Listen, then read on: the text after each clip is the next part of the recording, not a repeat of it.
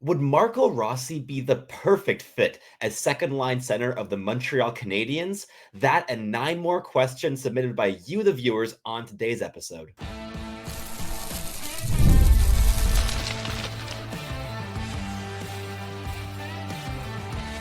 You are Locked On NHL Prospects, part of the Locked On Podcast Network. Your team every day. Hello, and welcome back to Locked On NHL Prospects, part of the Locked On Podcast Network, your team every day. On this show, we break down everything prospects related for you 5 days a week, Monday through Friday. I'm your host, Sebastian High, the USHL scout over at Elite Prospects. And on today's episode, we'll be breaking down 10 questions submitted by the viewers. And we have a lot to get into today and a real range of questions as well, from who would be a good fit for the Montreal Canadiens at the second line center, as we previewed there in the intro, or even whether or not the QMJHL is getting weaker as a league, and who is the most overrated prospect in the 2025 NHL draft.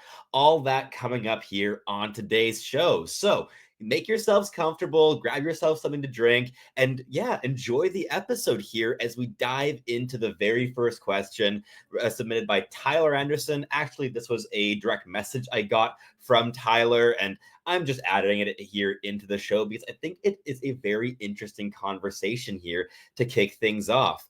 Would Marco Rossi be a good fit in Montreal? What elements would he add to this team? In my opinion, you probably could not find a better fit for the Montreal Canadiens for that second line center position in terms of players who would conceivably be available on the market this season. Of course, you have guys like Sam Bennett, for instance, who's going to be a UFA, but he may be commanding $10 million a season. And a guy like Marco Rossi is likely going to be producing more offense than a player like Sam Bennett will, and he fits the age just perfectly for this team. Marco Rossi is a 23-year-old player. He just scored 60 points this season and then promptly got sent down to fourth line deployment in the playoffs against the Vegas Golden Knights, and he still contributed 3 points in that series in very limited minutes, and he's up as a UFA, and I think he's just a perfect fit here for the Habs. Why might that be? Well, I think he fits on a variety of levels. The Habs have a core set of values in how they are building this squad, and I think he fits in wonderfully. In terms of character, work ethic, desire to learn, absorb, expand his game, but also just leaves everything on the ice for every single shift. That is Marco Rossi to a T. He has a Brendan Gallagher-like mentality, and that's something that the Habs are always wanting to add more into their lineup. So being able to play inside contact, even though he's undersized, honestly, I don't think it matters too much. Like, he's not going to be a crushing player in terms of physicality, but he plays a very physical style of game. He gets to the dirty areas. He's able to work leverage to get underneath opponents and win puck battles. This is a guy that brings a lot of this intensity down the middle with a high degree of intelligence and playmaking skill as well. And those elements just really combine for a wonderful projection here, especially on a team like the Habs, who play this very pacey style of game where you have to make decisions very quickly and also just constantly be seeking out how you can support your team off puck. And Marco Rossi is a really, really strong off puck player, not just in terms of off puck offense and finding soft ice and getting to the grimy areas, but also defensively. He's constantly scanning. He's very aware. He's always making little adjustments to his position. And he's a guy that I think would really add on to what the Habs are building, especially also in terms of adding another true playmaking element there for the team. You're seeing a lot of Habs players stepping up in terms of the goal scoring ability, whether it's Cole Caulfield or even Nick Suzuki taking those steps here this season, and not to mention Patrick Laine down the lineup. I think adding in another piece like a guy like Marco Rossi would really also expand the goal scoring output for players like Yuri Slafkovsky and Ivan Demidov. And it makes a lot of things very interesting, I think, for this team moving forward. So thank you for that question, Tyler. Moving on, we have a question from Kevin. Who are the top 3 options for Utah at 4th overall? This is an interesting one. I think Utah's going to have a pretty big role in deciding how the top 10 ends up unfolding. That's a pick that I think could send that range of the draft in a variety of different directions, depending on what they decide to go for. For instance, if Utah decides to go for a center to kind of lock things down, get a stabilizing top 6 piece in, whether that's an Anton Frondel or a Caleb Desnoyers, both of which I think would be very high up the list of targets here for the Utah Hockey Club in terms of bringing physicality, two-way impact, and an offensive specialty. For Desnoyers, that's playmaking. For Frondel, that's goal scoring. Those are elements that teams really want to be adding, and especially for Utah that already has so much dynamic skill on the wings in terms of undersized, speedy players. You can afford to add in a player like Frondel or Desnoyers who perhaps aren't as fast, don't bring that like breakneck pace and dynamic transition attacking, but are very systematic and methodical players at both ends of the ice.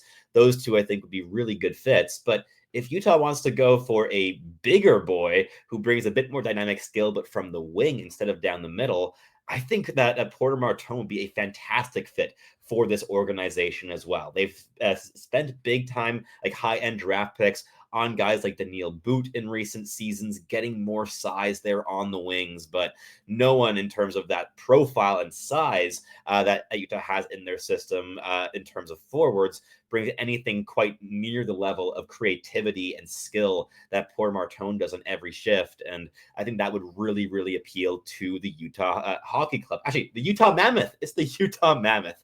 I like the name. I like the logo, but have to relearn a little bit that's no longer a hockey club. I wish they just picked the name in the first place. I was a proponent of the Mammoth name from year one, but hey, we're here in year two, and it is the Utah Mammoth. Next, we have a question from Shauna, which is focusing on the Seattle Thunderbirds specifically as a team, asking, where do Radim Murtagh and Braden Coots land on draft day?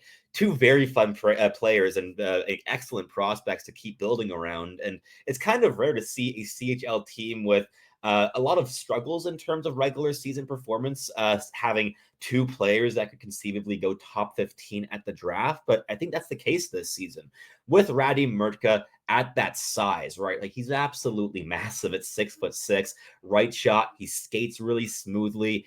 I'd be surprised if he's not the second defenseman off the board on draft day, and that should get him inside the top 10. I think there's a lot of teams that could be really interested in adding a player like Radim Murtagh, thinking of teams like the Buffalo Sabres, for instance, in terms of adding a bit more balance in terms of right and left shot defenders and getting a big, mobile, two-way defenseman who has runway offensively and is a really good shutdown piece defensively.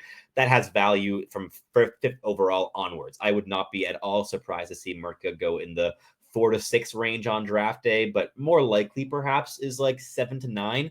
But still, I think that he's more than likely going to be a top 10 pick. As for Braden Coots, he does not have size on his side in terms of an argument at the draft table, and that often does have effects on players like him, but he's so intense, so skilled. The handling and playmaking have had some brilliant flashes this season, and he's just such a dog in terms of the forechecking intensity, the work rate. He's a really easy player to root for, and I think that he has the skill to go top 15. Is it going to be likely? I don't know if I'd bet on it. I think maybe the 20 to 27 range or 20 to 30 range is perhaps more likely of where he goes on draft day, but still a player I've loved watching this season and would really like to see a team swinging on higher up on that board than I expect them to. But again, this is more just going by draft trends for NHL teams in recent seasons. These profiles of players usually go in the 20s rather than in the teens, even if they have the skill to go a bit higher. Last question for this first segment comes from Joel, and he asked, hi, Sebastian. What do you view the upside of Jack Murtagh to be? At times, he looks like a potential top 6 goal scorer with forechecking potential, and others he does not rise to the occasion. My views have been a bit different in terms of consistency this season with Jack Murtagh. I haven't seen a player that like fades in and fades out. He's been very consistent. He's been very reliable and very projectable in my viewings. I think he's a pretty much slam dunk as far as like like late first round picks go, which is never like 100% certainty or anything along those lines, but a very likely NHL talent. He plays like an NHLer. He's an August birthday. He's very young for this year's draft class. I believe it's like August 22nd as well. He's quite close to that September 15th cutoff for the 2026 class. And as Joel mentions, he brings a lot of goal scoring ability. And when he's at his highest peak in terms of performance, he does look like a second line goal scorer. I think that is the higher end of his ceiling, maybe a 30 goal, like 65 point, like when he's really at his peak, kind of second line producer. But more likely, I think, is like on a contending team. Like what I'm saying for a second line, third line, this is always relative to a contending lineup. I'm not like, otherwise you'd call him a first liner on the worst team in the league, and he'd fit in just fine in that kind of situation. But in terms of a contending lineup, a third line winger who can move up in case of injuries and can bring like 25, maybe 50 to 55 points when he's in his prime. And that's a really valuable kind of asset. So in terms of being a young player with developmental runway, who scores goals, works very hard, the two-way intensity has been there in every game I've watched this season. This is a player that I really don't see slipping to the second round. He's a typical late first kind of player. And I see a lot of value in picking him in that like 25 to 30 range on draft day. But that wraps things up here for the first segment. In the next one, we're going to answer some questions about Max Plante of the Detroit Red Wings, as well as whether or not the QMJHL is getting weaker as a league. All that coming up after these messages from our sponsors here at Locked On NHL Prospects. Looking for a snack that's both delicious and nutritious? Crack into a good source of protein with Wonderful Pistachios. Wonderful Pistachios is one of the highest protein nuts. Each 1 ounce serving has 6 grams of protein, giving you over 10% of your daily value. Plus, they're packed with fiber and better for you unsaturated fats to help keeping you feel fueled for longer. Personally, I love the no shells variety. It's the perfect grab and go snack for my busy days. Whether I'm at my desk, on a road trip, or just need a quick protein boost, they are always my go-to.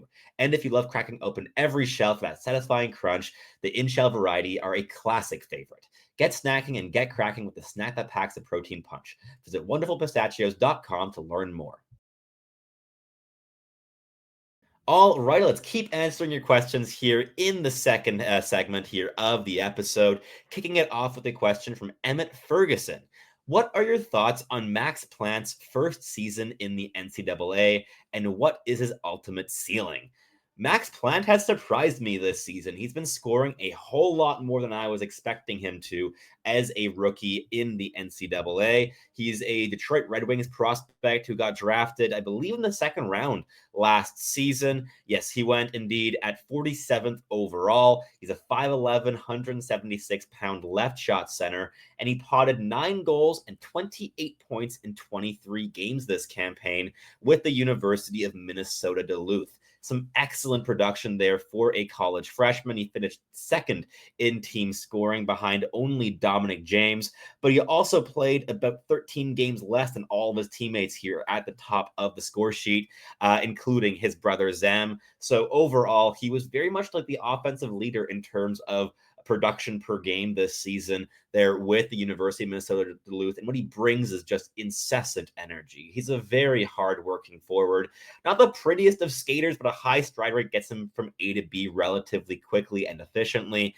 And overall, I think that he's shown a level of deception and the implementation of delays in his puck rushes that has made him a lot more unpredictable and adaptable as an on-puck offensive creator than I saw in his draft year. I thought most of what I saw in his draft year campaign was a guy that was just constantly trying to push the pace, didn't always know when to slow down, when to hit those gaps, when to let his teammates catch back up to him. But he's been a lot more connective at the college ranks than I was expecting. So I always love to see that with prospects taking these big strides after they get selected. And he showed also at the World Junior Championships that he can play that energy bottom of the lineup role very effectively. It wasn't overly flashy in that tournament, but he kept the puck moving, was really solid in terms of north-south impact. And he's a guy I see having a really solid, like bottom 6 NHL future in terms of bringing this energy, the checking habits, and intelligence on both sides of the puck,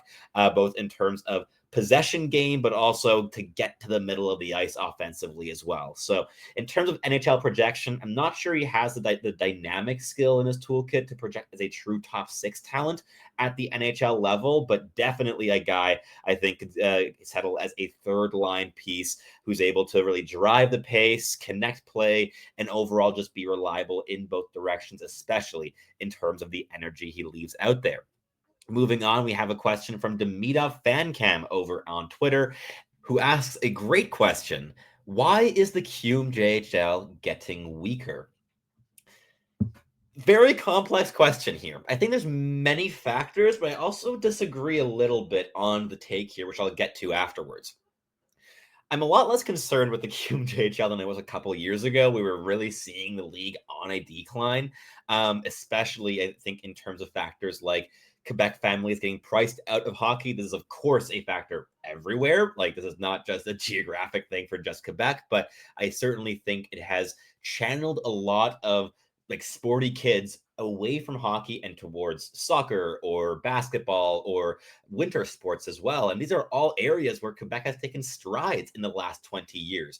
Look at like Winter Olympics, right? Like it's dominated by Quebecois athletes in terms of the Canadian representation in skiing and snowboarding. A lot of these winter sports, I think, are where a lot of Quebec kids in the last like 15, 20 years have been kind of ending up as well, on top of course, like soccer and basketball, which are very much like surpassing hockey in terms of popularity amongst youth. Whereas I think in Ontario, for instance, I lived in Ottawa for a few years, hockey still seemed like the primary sport. It was the sport that like the average kid in high school would have been playing. Definitely still priced out a little bit, and there's definitely class implications there. But I saw a lot more, I guess, just like hockey players being out and around, and advertisements for hockey camps when I was in Ontario compared to Quebec. So I think these elements also play a role. And lastly, I also think that you have to acknowledge that the OHL and that the WHL have much larger catchment areas in terms of talent than the Q does. These are like leagues that have a lot more players at their disposal to kind of add into the league, whereas the QMJHL is a lot more restricted in terms of Quebec, Maritimes, a little bit of New England in there as well, but overall, it's a much smaller kind of group of talent than the WHL and OHL have access to in terms of population numbers.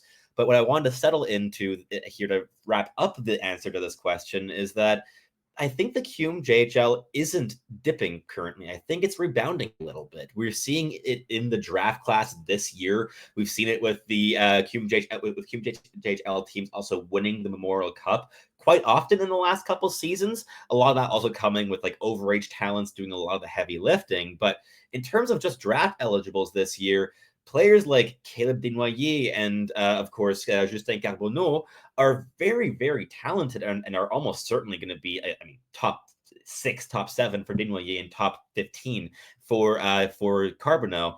You're seeing a lot more of these talents coming through again, and this will continue being the case in the next year or two, from what I know as well of the talent coming out of the QMJHL. In like 2 or 3 years' time, you have Alexis Joseph who'll be going through the Q system as well. You have a lot of talent coming through, and for next year's draft, you have Xavier Villeneuve, who showed at the U18 World Championships for Team Canada just how dynamic and Lane Hudson-esque he is.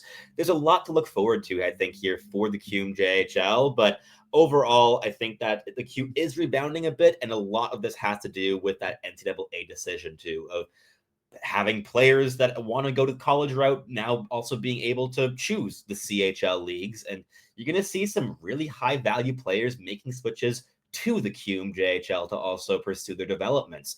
Potentially a player like Tynan Lawrence, who just played a massive role to win the Clark Cup for the Muskegon Lumberjacks and was the most dynamic player on that team all year long as a 16-year-old two-way center who dominant in transition, great goal scorer, flashes playmaking, solid defensively. He's a guy that could be a top 10 pick next season. And there's a lot of rumblings of him going the QMJHL route in his draft year. You're going to see these talents also picking the route to play in Quebec for a year or two before switching over to the NCAA, as long as, of course, their rights are held by QMJHL teams. So I expect the Q to have a bit more of a resurgence in the next handful of years. So that's my long-winded answer to that question. But thank you. I think it's a really interesting topic to kind of discuss. Last question here for the segment, sticking with two QMJHL players. Very simple question from I think over on Twitter. Justin Carbonneau or Bill Zonin? I go Carbonneau here. I think with Carbonneau, you get a player with like real tangible top six potential. There's so much skill in this profile, the handling ability, the high end shot, the playmaking that grew significantly over the course of the season. A lot of immature things in his game as well, but he has the physicality, he has the pace, he has the skating ability when he wants to be among the most like shift dominating players in this entire draft class. And that's something I would swing on quite early. He reminds me in certain facets of a guy like Trevor Connolly, but he brings a level of physicality and checking skills, not habits necessarily, but skills that Connolly just doesn't. So, and also in terms of like off ice things, there are a couple less concerns with Carbonneau, though still a couple. But overall, I think that he's just a guy that should be going in the top 15 on skill alone, even top 10 in terms of like skill in a vacuum players in this draft class. That's no disrespect to Bill Zonin, who's a player I've loved watching this season. Highly intelligent, physically engaged, great playmaker.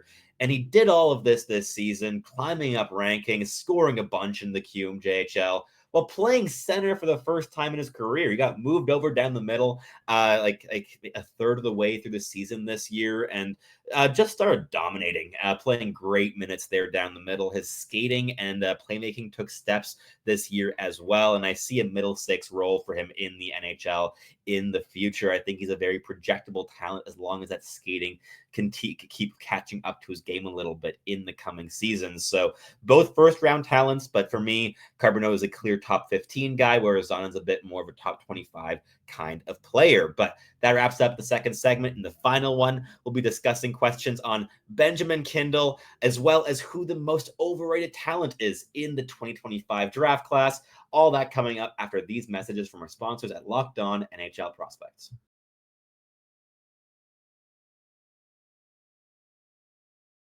All right, let's wrap up the show here in the final segment, answering the viewers' questions. And we're kicking it off with a question from Paul Pollock, asking, why is the industry lower on Ben Kindel than they should be?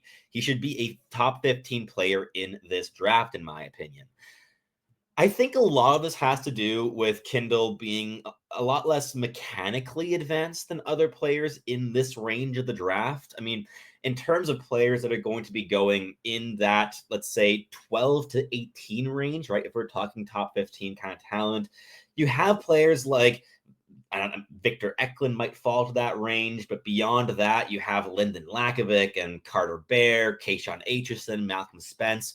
A lot of these players are a lot more physically filled out, which NHL teams do like in terms of being able to very clearly see an NHL role for the player that they're selecting, as well as bringing a level of skating advancement. And I think that Ben Kindel is slightly subpar in terms of physicality, being able to play inside contact and withstand physical pressure in the middle lane of the offensive zone, as well as in terms of his skating. He's like slightly above average, maybe, but I'd probably give him more of like a 5.0, like just baseline average skating ability. He lacks explosiveness, doesn't have that separation gear, and as a undersized style of player, like he's not the smallest guy in the world, but the way he plays with the puck on his stick is a bit more reminiscent of a smaller player in junior hockey.